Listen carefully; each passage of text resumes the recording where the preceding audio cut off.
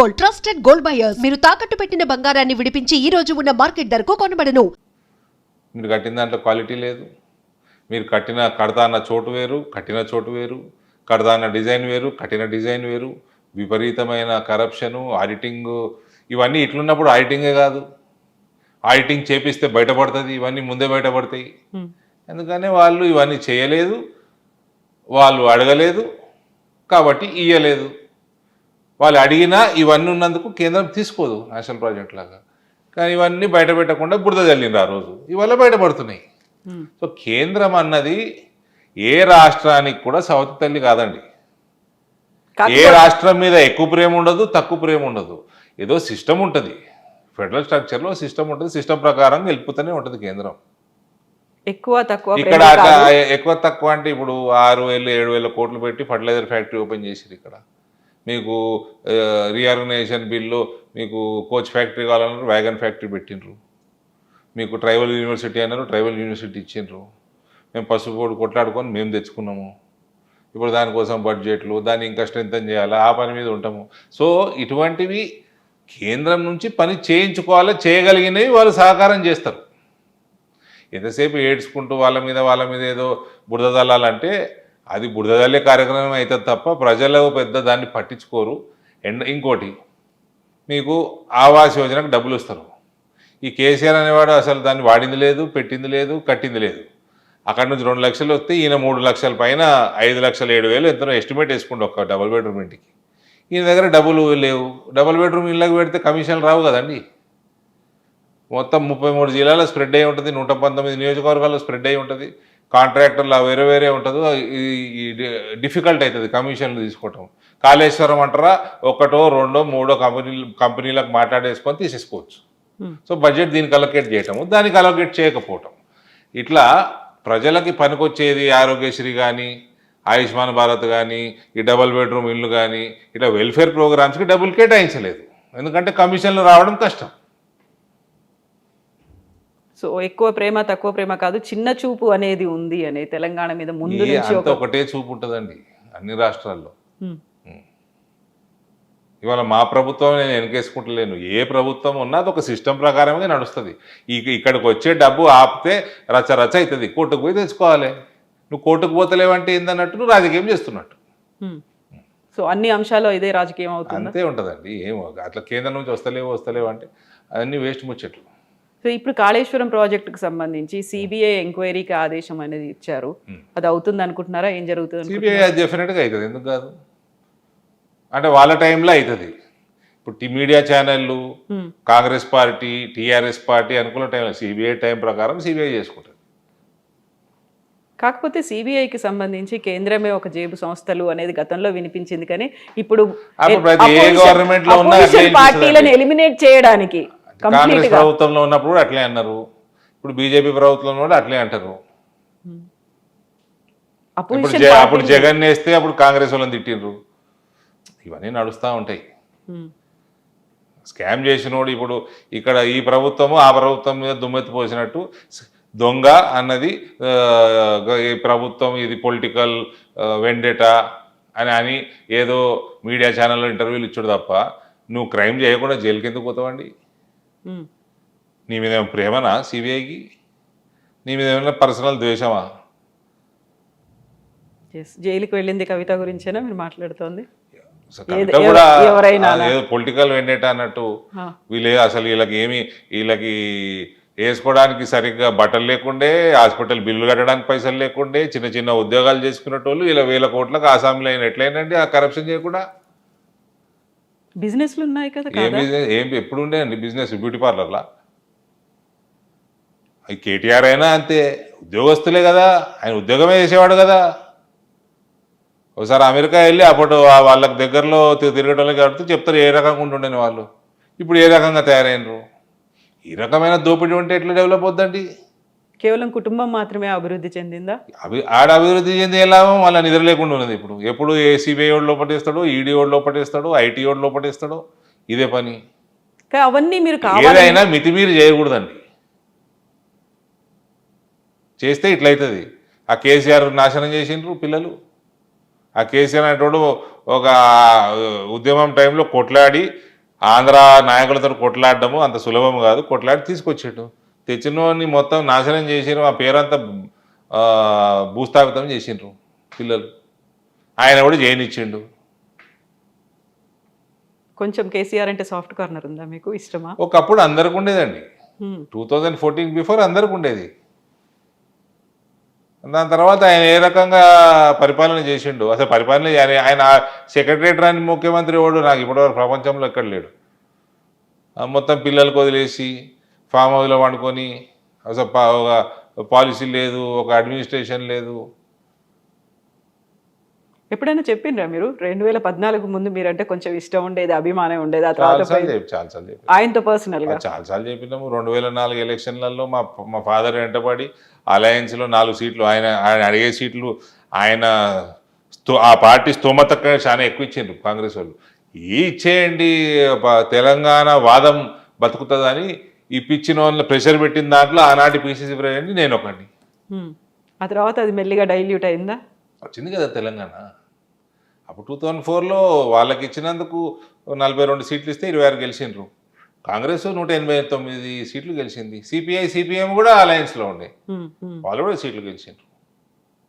So అభిమానం మెల్లిగా divert అయిందా మీది?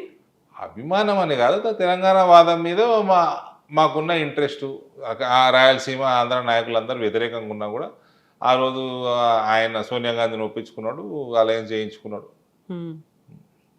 బట్ ఇప్పుడు కవిత అరెస్ట్ అయ్యి జైల్లో ఉన్నప్పుడే బీజేపీలో బీఆర్ఎస్ని కల్పించాలి అనేటువంటి ఒక ప్రతిపాదన, అది అసంభవం అండి. అది ఊరికే ఇది మీడియా ప్రతి ఏ ఇంటర్వ్యూ ఇచ్చినా ఈ క్వశ్చన్ వస్తుంది.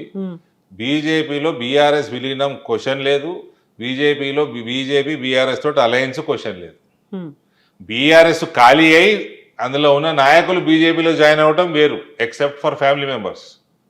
ఓకే, ఫ్యామిలీ మెంబర్స్ కాకుండా అది వేరు. ఒఫీషియల్గా బీఆర్ఎస్ బీజేపీలో జాయిన్ అవ్వడం ఇది అసంభవం. ఇది ఏ ఛానల్లోనైనా అందరూ మర్చిపోవచ్చు. ఈ క్వశ్చన్ అడగడం బంద్ చేయండి, అది కాదు, అది అసంభవం. ఫ్యూచర్లో కూడా ఎట్టి పరిస్థితుల్లో అది అవసరము లేదు, అది కాదు, అది బీజేపీ కానీ అది కూడా. అయితే ఇప్పుడు బీజేపీకి బీఆర్ఎస్ బి టీమ్ అనేటువంటి ఒక వాదన కూడా వినిపిస్తోంది కదా, మరి ఇట్లా వాదనలు మస్తు వినిపిస్తాయండి. అవన్నీ waste of time discussing such things. Congress BJP అని ఒకటి కూడా అంటాడు వీళ్ళు, ఇటు టీఆర్ఎస్ వాళ్ళు. అది ఉంటుందా? ఈ కాంగ్రెస్ బీజేపీ ఒకటైనా రాజకీయం ఎందుకు బంద్ చేసుకోవచ్చు ఈ దేశంలో? ఒక్కటైంది అనడానికి కారణం ఏంటంటే ఇక్కడ సిబిఐని పిలవడం, అక్కడేమో సెంట్రల్లో రాహుల్ గాంధీ అది కాదంటుంటే ఇక్కడేమో పిలిచారు కాబట్టి మీరు ఒకటి అయ్యారు అనేది. సిబిఐని పర్మిషన్ ఆపింది కేసీఆర్ కదా.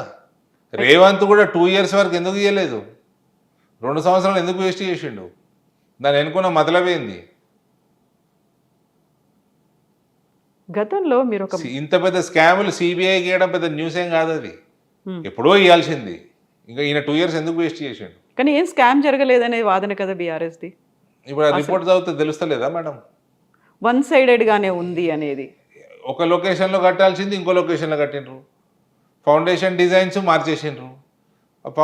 ప్రీవియస్ డిజైన్స్ బట్టి మీరు టెండర్ పిలిచిండ్రు. టెండర్లు ఏ డిజైన్కి ఇచ్చిండ్రు, మీరు ఏ డిజైన్ కట్టనిస్తున్నారు. మరి టెండర్ ఓడిపోయినోడు L1 కాదు L2 వచ్చినోడు ఏంది మరి పరిస్థితి? లొకేషన్ మారితే ఖర్చు మారదా? డిజైన్ మారదా? ఫౌండేషన్ డిజైన్స్ మార్చేసారు మీరు. అది కట్టడం ఏంది, అది కూలిపోవడం ఏంది, పర్రలు వేయడం ఏంది? ఫస్ట్ ట్రయల్ రన్కే క్రాక్స్ వస్తాయా? ఈ దేశంలో ప్రాజెక్టులు లేవా? ఎన్నున్నాయి ప్రాజెక్టులు ఈ దేశంలో పాతవి? ఇట్లనే కట్టినరా? అయితే ఇక్కడ ప్రాజెక్ట్ కడుతున్నారని తెలిసినప్పుడు ప్రాజెక్టుకి సంబంధించినటువంటి లైసెన్సులు కావచ్చు, అనుమతులు ఇవన్నీ ఇవ్వాల్సింది కేంద్ర అనుమతులు చాలా ఇవ్వకుండా కూడా కట్టేసారు వీళ్ళు. అప్పుడు ఎందుకు ఆపలేకపోయారు మరి? స్టేట్ గవర్నమెంట్ కట్టేసుకుంటూ పోతుంది, అప్లై చేస్తారు, డిలే అయింది, కట్టేసుకుంటా ఉన్నారు. అన్ని రకాల అనుమతులు తెచ్చుకోలేదు వీళ్ళు. ఆ రిపోర్ట్లో ఉంది కదండి, వీళ్ళు కాంగ్రెస్ వాళ్ళు వేసిన జ్యుడిషియల్ కమిటీ రిపోర్ట్లో ఉంది కదా, పీసీ ఘోష్ కమిషన్. యా, ఒకవేళ అనుమతులు లేవు అనుకున్నప్పుడు, పర్యావరణ అనుమతులు కావచ్చు, లేకపోతే ప్లేస్ మారింది, పేరు మారింది, ప్రాజెక్టు మారింది, అన్నీ మారినప్పుడు అడ్డుకోవచ్చు కదా, అడ్డుకోలేకపోయారు. 2016లో స్టార్ట్ చేసిండు, 18లో ఓపెన్ చేసేసిండు. ఇంత మీద ఇట్లాంటి ప్రాజెక్టులు ఒక 100 years 150 years ఇవాళ రేపు ఉన్న టెక్నాలజీకి 200-300 సంవత్సరాలు నిలబడేటట్టు కట్టుకోవాలి. ఇది కేవలం కుటుంబ కరప్షన్ కోసం కట్టినాయి. జల్దీ కథం పెట్టిండ్రి, బిల్లులు లేపుండ్రి, కమిషన్లు మింగుండ్రి. దీనికోసం కట్టిన ప్రాజెక్టులు ఇవి. కాబట్టి ఈ కల్వకుంట్ల కుటుంబాన్ని అన్నది తెలంగాణ ప్రజలు ఎన్నడూ క్షమించకూడదు కూడా. సో ఆల్రెడీ 2 సార్లు బీఆర్ఎస్ ప్రభుత్వ పాలన చూసిన తర్వాత ఇప్పుడు కాంగ్రెస్. నెక్స్ట్ మీరు ఒక మాట ఉన్నారు ఈ మధ్య కాలంలో, మేము ప్రభుత్వంలోకి వస్తాం, దానికి సహకరించేది రేవంత్ రెడ్డి అనేది. నేను అనలేదు, నేను ఎప్పుడన్నా. వాళ్ళ టెన్యూర్ చూసిన తర్వాత ఇండైరెక్ట్గా ఆయనే మాకు సహకరిస్తున్నట్టుగా అవుతుంది, ఆయన వల్లే మేము ప్రభుత్వంలోకి వస్తాము అనే ఒక మాట. అనలేదు. రేవంత్ ఎందుకు సహకరిస్తాడు మాకు? జాయినింగ్స్ అప్పుడు మీరు అన్నట్టున్నారు నిజామాబాద్లో ఒకటి. రేవంత్ మాకు సహకరిస్తాడనే? సహకరించడము అంటే ప్రభుత్వం ఏర్పాటుకి వీళ్ళ పాలనలో వైఫల్యం కావచ్చు, ఇంకోటి కావచ్చు, మాకు సహకారం అలా వస్తుంది అనే ఒక మాట. రేవంత్ ఫెయిల్ అవుతున్నాడు కాబట్టి మేము వస్తాము అని ఆ రకంగా అనటం వేరు. రేవంత్ ఎందుకు సహకరిస్తాడు? Why will he cooperate? So అదే ఒక చిన్న క్వశ్చన్ మార్క్ లాగా అనిపించింది. ఎందుకు? వెటకారంగా అని ఉంటా నేను. ఓకే, వెటకారంగా ఏమైనా అని ఉంటా, అది కూడా గుర్తులేదు నాకు, కానీ వెటకారంగా అని ఉంటాను. సో ఇప్పుడు ఆ ప్రభుత్వంలో జరుగుతున్నటువంటి వీటన్నిటిని ఫెయిల్యూర్స్ని, వైఫల్యాలని గట్టిగా అడ్డుకోవడానికో లేకుంటే ఎలుగెత్తి ప్రశ్నించడానికో బీజేపీలో యూనిటీ అనేది లేదు అనే మాట. అది కూడా తెలంగాణ బీజేపీకి సంబంధించి గ్రూపులు ఏమైనా ఉన్నాయా? గ్రూప్ రాజకీయాలు అవుతున్నాయా? సో చూడండి మేడం, మేము చిన్నగా ఉన్నప్పటి నుంచి రాజకీయాలు చూస్తున్నాము. ఒక గ్రూప్, కాంగ్రెస్లో గ్రూప్ ఉంటుండే, రాజశేఖర్ రెడ్డి గ్రూప్ ఉంటుండే, విజయభాస్కర్ రెడ్డి గ్రూప్ ఉంటుండే, మధ్యలో ఈయన దింపి నెదురుమల్లి జనార్దన్ రెడ్డి సీఎం అయ్యిండు. ఒక గ్రూప్ అంటే నాయకుడు ఉంటే వెనకకి తిరిగితే 30-40 మంది ఎమ్మెల్యేలు ఉంటుండే. ఈడేమున్నారండి? ఏం గ్రూపు? ఎంపీలు ఎవరి గ్రూపు వాళ్ళ దానిలాగా ఉన్నారు అనేది. ఏం గ్రూప్? ఉన్న 8 మంది ఎంపీలు ఉన్న 8 మంది ఎమ్మెల్యేలకి ఏం గ్రూప్ పెడతారు మేడం? ఎంపీలు ఏం గ్రూప్? ఎంపీ నేషనల్ గవర్నమెంట్, పక్కన పెట్టండి నేషనల్ పార్టీ. ఇక్కడ ఏ గ్రూప్ ఎక్కడిది? అంటే ముందు నుంచి ఉన్న బీజేపీ లీడర్లు, కొత్తగా వచ్చిన వాళ్ళు, కొత్తగా ఎమ్మెల్యేలు ఎంపీలు అయిన వాళ్ళు, సరికొత్తగా స్టేట్ కమిటీ మేడం తిప్పి కొడితే 8 మంది, అందులోకి ఒక ఆయన రిజైన్ చేసిపోయాడు, 7 ఉన్నారు.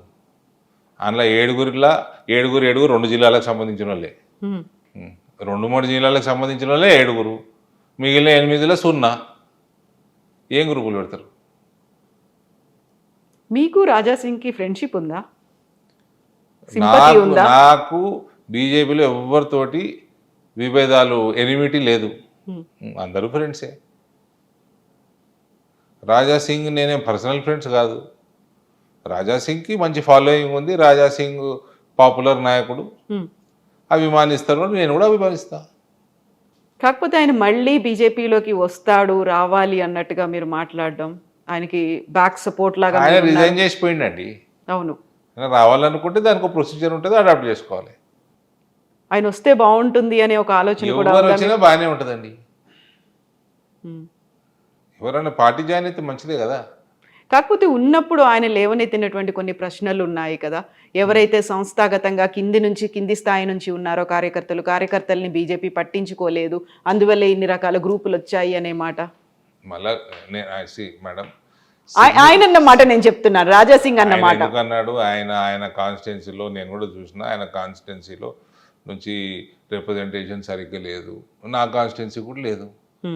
నా దగ్గర వచ్చిన ఓట్లకి, నా దగ్గర వచ్చిన సీట్లకి తగినట్టు రిప్రజెంటేషన్ లేదు స్టేట్ కమిటీలో. నేను కూడా చెప్తున్నా, సికింద్రాబాద్ నుంచి మ్యాక్సిమం ఉన్నది, భువనగిరి నుంచి ఉన్నాయి, తర్వాత ఈ నుంచి 10 మంది ఉన్నారు, ఆ నుంచి 4 ఉన్నారు, మల్కాజ్గిరి నుంచి 4 ఉన్నారు, కానీ ఓట్లు మా దగ్గర ఎక్కువ వచ్చినాయి. అది పెద్ద దాన్ని ఇష్యూ చేయాల్సిన అవసరం ఏముంది? కాకుండా చిన్న అసంతృప్తి ఉంటుంది కదా. ఉంటుంది, మా కార్యకర్తల కోసం ఉంటుంది, అడుగుతాము, కొట్లాడతాము, విత్ ఇన్ ద పార్టీ కొట్లాడతాము. సో మీరు అన్నట్టుగా స్టేట్ కమిటీ అంటే ఎక్కడైతే మా ప్రాధాన్యత ఉందో, ఎక్కడైతే ప్రాతినిధ్యం ఉందో అక్కడ నుంచి తీసుకోకుండా మీరు చెప్పినట్టుగా ఒక 2-3 నియోజకవర్గాలకే కంపల్సరీ ఏం కాదు కదా. కాకపోతే దాన్ని ఇంకా స్ట్రెంగ్తెన్ చేయాల్సిన అవసరం అడుగుతూ ఉంటాం, మేము ప్రెషర్ పెంచుతూ ఉంటాం, మేము ప్రెషర్ పెడతా ఉంటాము, మా కార్యకర్తల కోసం మేము కొట్లాడుతూ ఉంటాము. అది మా కర్తవ్యం. కానీ చేయాల్సింది finally party will decide, party president will decide, it is up to him, you cannot question him. So fight only request him. So ఆ ఫైటింగ్ అనేది ఇంటర్నల్ గా జరగాల్సినటువంటి డెమోక్రసీ. బయట కూడా జరగడం. ఇప్పుడు నేను మీతో మాట్లాడుతున్నా, ఇది బయట మాట్లాడినట్టు, కానీ మాట్లాడే పద్ధతిలో డిఫరెన్స్ ఉండాలి. Exactly I will fight with Ramchandra Rao for my Karyakartas. I am telling you, he will see this. So will other leaders. But nothing wrong. But finally, whatever he does, I will abide by it. కాకుండా కొంచెం ఉంటుంది కదా తీసుకోవాల్సి ఉండే మన కొంచెం కార్యకర్తలకు బాగుంటుందండి, చాలా ఉంటుంది. కార్యకర్తలకు కూడా చెప్పాల్సి ఉంటుంది కదా. చెప్పాలి కదా, ఇప్పుడు మీతో మాట్లాడుతుంటే కార్యకర్తలు వింటారు కదా. అవును, మా కోసం మా అన్న మాట్లాడుతున్నాడు. బట్ ఆ ఫీల్ కంటే కూడా ఒక ప్రాతినిధ్యం ఉంది, మేము కూడా ప్రాధాన్యత వహిస్తున్నాము అనే ఒక ఫీల్ ఉంటుంది కదా. 100% పొజిషన్ ఉంది, ఉంటది, బాధాప్తి ఉంటది. మేము పార్టీని పెంచుతున్నాము, మా దగ్గర పార్టీ బలంగా ఉన్నది, మాకు ఇయ్యాలా అని మేము గట్టిగా అడుగుతాము. ఇవ్వకపోతే ఇంకా కాస్త గట్టిగా అడుగుతారా, సైలెంట్ అవుతారా? ఇది ఏడాది పోయి చెప్పుకుంటాము, మొర పెట్టుకుంటాము. మీకు ఎలాగో ఢిల్లీలో యాక్సెస్ చాలా ఎక్కువ ఉంది, ఎంపీ కాబట్టి మీరు అక్కడే ఉంటారు, కేంద్ర నాయకత్వం life long fight, this is all continuous fight ఇది. సో ఇప్పుడు రాష్ట్రంలో స్టేట్ కమిటీలో మీ వాళ్ళు లేరు, అక్కడ సెంట్రల్ లో చెప్పుకోవచ్చు. పూర్తిగా లేరని కాదు, మా దగ్గర నుంచి చాలా తక్కువ ఇద్దరు ఉన్నారు. ఒక మోర్చా అధ్యక్షుడు ఉన్నాడు, నేషనల్ స్టేట్ సెక్రటరీ ఉన్నారు, ఇంకా కొన్ని పోస్టులు వచ్చేటివి ఉన్నాయి, అందులో ఉంటారు. సో ఉంటారు, లేరని కాదు. ఇట్లాంటివి చూసినప్పుడు సడన్ గా అనిపి మీరేంద్ర భయ్ నాకు అక్కడ పైన తెలుసు అందరూ, నేను రెగ్యులర్ గా అక్కడే ఉంటా నేను అనేది అట్లాంటిది ఉండదా? అట్లేం లేదండి. ఎందుకు రామచంద్రరావు గారిని అడుగుతాం మేము. ఆయన తెలియనోడా, ఆయనకు నాకు సాన్నిహిత్యం లేదా? సాన్నిహిత్యం ఉన్న చోట ఇంకా ఎక్కువ గట్టిగా అడుగుతాం. కాకపోతే ఇవి లోపల అడుగుతున్న వాటికంటే కూడా బయట వినిపిస్తున్న మాటలే ఎక్కువ ఉన్నాయి, బయట మాట్లాడుతున్న మాటలే ఎక్కువ ఉన్నాయి, గ్రూపులు అనేవి ఎక్కువ ఉన్నాయి అనేది మీకు కిషన్ రెడ్డి గారికి కూడా పడట్లేదు అనేటువంటి మాట. ఈ నాకు బండి సంజయ్ పడదు, నాకు కిషన్ రెడ్డికి పడదు, రాజా సింగ్ నా దోస్తు, ఇవన్నీ బయట కుచ్తో లోక్ కయింగే లోగోగా కామే కైనా వింటాయి. రాజకీయం అండి, this is a public platform. మాట్లాడుతూ ఉంటారు, వింటూ ఉంటాం, నడుస్తూ ఉంటుంది, ఇగ్నోర్ చేస్తూ ఉంటాం, నడుస్తూ ఉంటుంది. ఈజీలియే అంటే మీకున్న కార్యకర్తలకు కొంచెం డౌట్ వస్తుంది కదా, నిజమేనా ఇట్లా అవుతున్నదా మన పార్టీలో, మనం అంతా పార్టీ క్యాడర్ బేస్ చేసుడుగా ఉన్నాం కదా. గ్రూపులు అంటున్నాను నేను, అసలు ఇది గ్రూపే, అసలు గ్రూప్ ఉంటుంది ఏముందని ఇడా నేను అదే చెప్తున్నా కదా. మేము చూసిన గ్రూపులో 40 మంది ఎమ్మెల్యేలు, తిరిగి చూస్తే నాయకుడు 40 మంది ఎమ్మెల్యేలు ఉంటుండే. ఇక్కడ ఎవరున్నారండి? ఏం గ్రూపు? ఎవరిది వాళ్ళకే అనేది ఒక గ్రూప్. నేను నా కార్యకర్తలు గ్రూపా?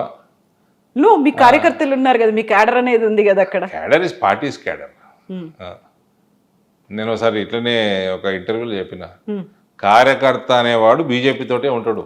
అవును, కార్యకర్త, బీజేపీ కార్యకర్త కాషాయం కింద పనిచేస్తాడు, భరతమాతకి సేవ చేస్తాడు, కమలం పువ్వుకి ఓటేస్తాడు, ఓటేపిస్తాడు.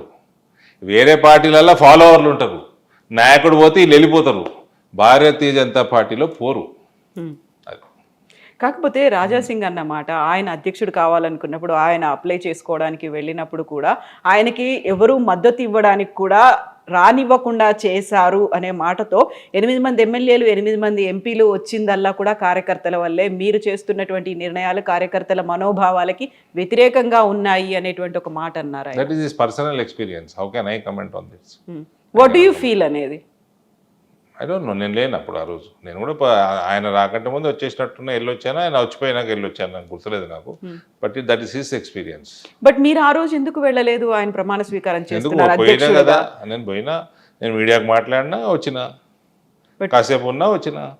మీరు అటెండ్ అవ్వలేదు, మీలో కూడా ఒక అసహనం అనేది ఉంది, మీరు కూడా అధ్యక్షుడు కావాలనుకున్నారు అనే మాట.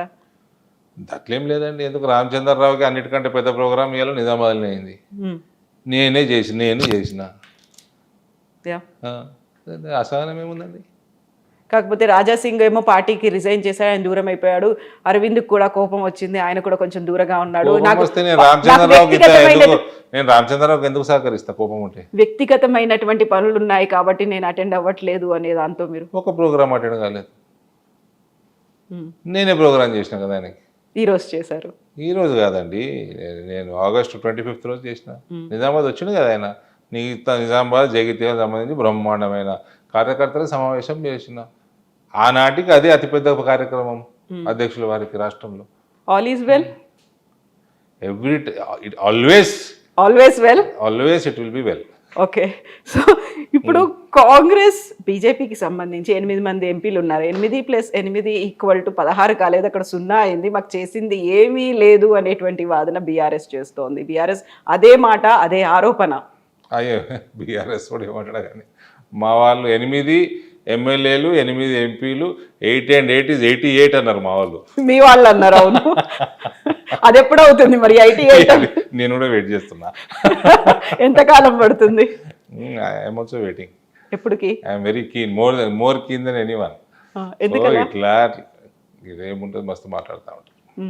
సో ఇప్పుడు యూరియాకి సంబంధించి మళ్ళీ నేను ఫస్ట్కి వెళ్ళిపోతే 8+8 = 0 అయింది. రాష్ట్రానికి చేసింది ఏం లేదు, వాళ్ళు తీసుకురాలేదు, మీరు ఇవ్వలేదు, అందువల్లే రైతులు ఇట్లా కష్టపడుతున్నారు అనేది.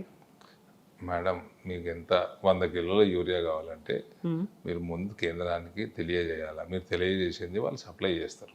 అక్కడి నుంచి తెచ్చుకోవాల్సింది ట్రైన్లో మీ బాధ్యత. మీరు ట్రైన్లు బుక్ చేసుకోవాలి. మీరు చేసుకోకపోతే దానికి బాధ్యులు ఎవరు?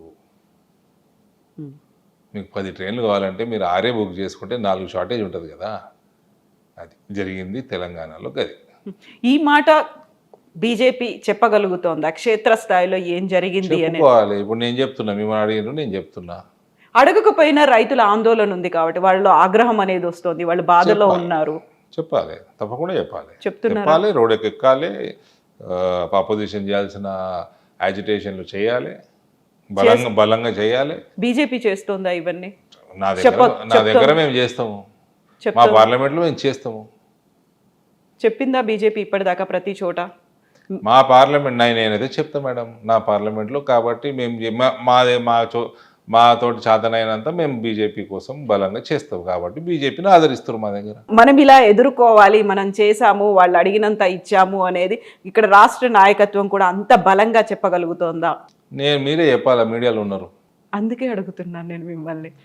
మీరు చెప్పాలి, మీరే చెప్పాలి. మీడియా మీరు ఎక్కువ చూస్తారు, మీడియాలో ఉన్నారు కాబట్టి మీరు ఎక్కువ నాయకులను కలుస్తారు.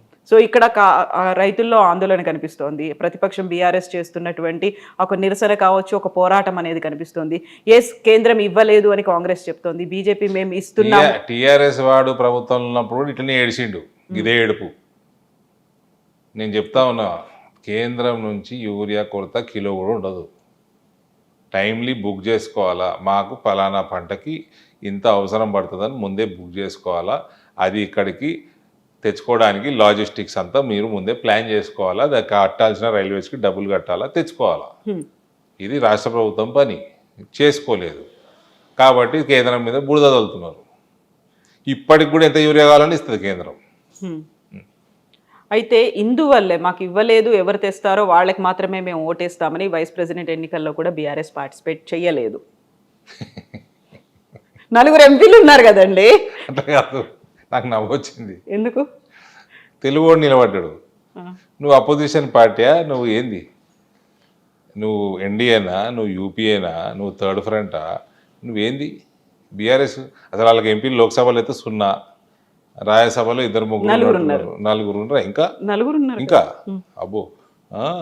సో ఆ 4 ఓటు కావాలి. మీరు ఎటు, మీ వర్గం ఏంది? ఎన్డీఏ, యూపీఏ ఆర్ తెలంగాణ రైతుల పక్షం అన్నారు. తెలంగాణ ఆయన నిలబడ్డాడు, మరి వేసుకోవచ్చు కదా ఎటు. తెలంగాణ ఆయన నిలబడ్డాడు అంటే అమిత్ షా ఒక మాట అన్నారు, ఆయన ప్రో నక్సల్ వాది అనేది, నక్సల్ సానుభూతిగా. మాకు వ్యతిరేకస్తుల మీద మేము మస్తు మాట్లాడతామండి, మాకు అపోజిషన్ నిలబడుతున్నారు వాళ్ళు. అసలు నువ్వు ఎటు సైడు?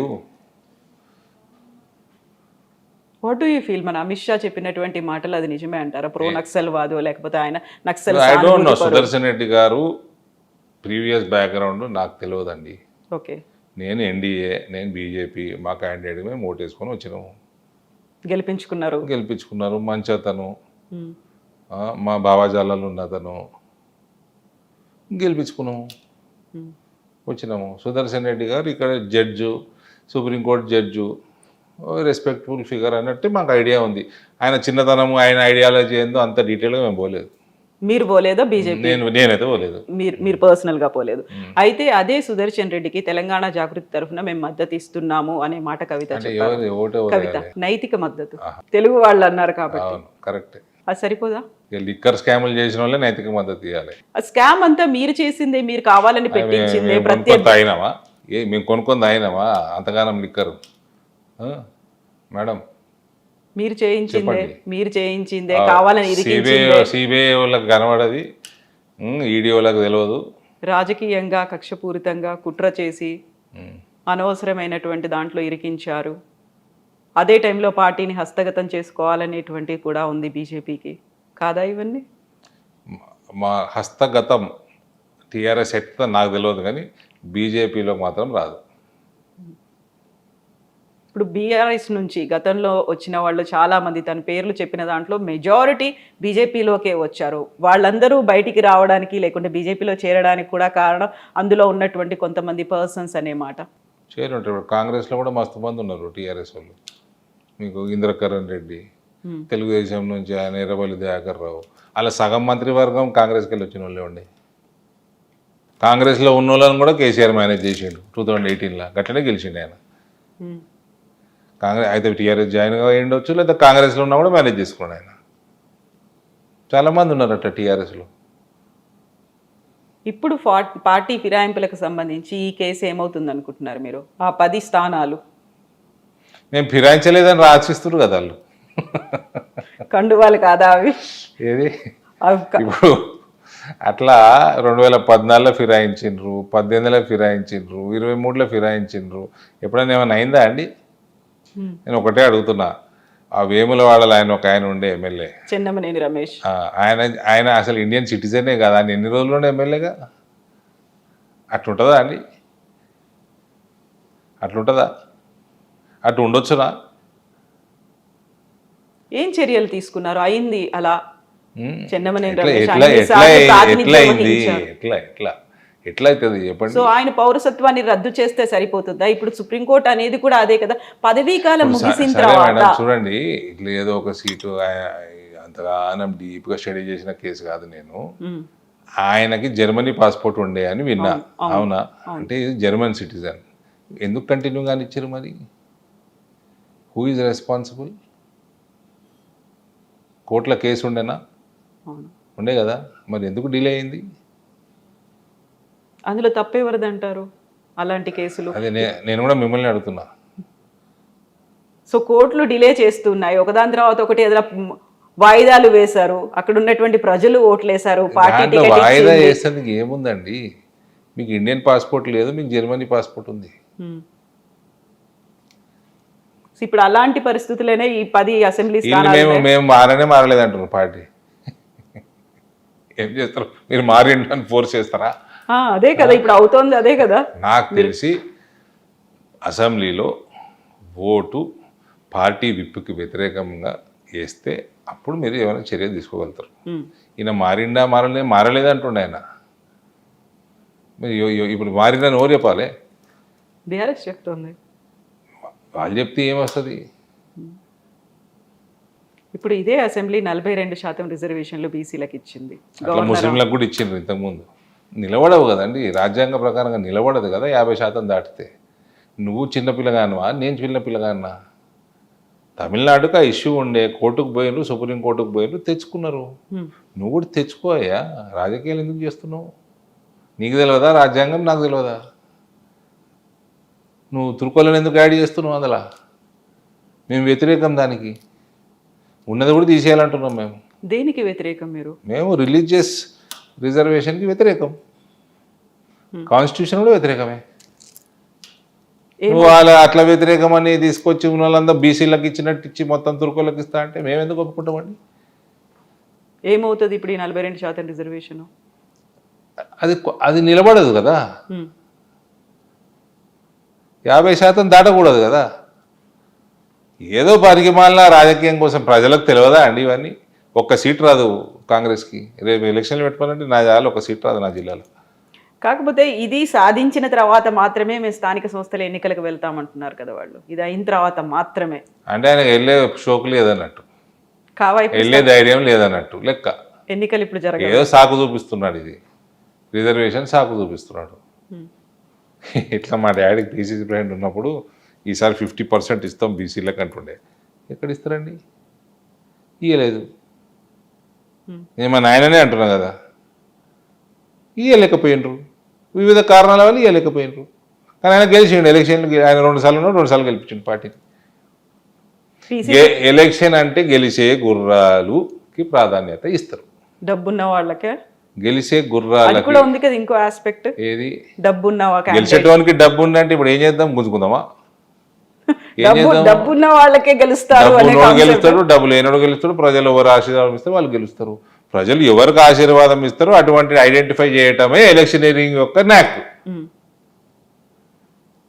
ఇప్పుడు నాన్నని మీరు అట్లా అన్నారు, ఆ తర్వాత నాన్న అట్లనేదండి, ఒక కాంగ్రెస్ అధ్యక్షుడుగా మేము 50% సీట్లు ఇస్తాము, ఎస్సీ ఎస్టీ రిజర్వేషన్ పోను, మిగిలిన దాంట్లో 50% బీసీలకు ఇస్తాము.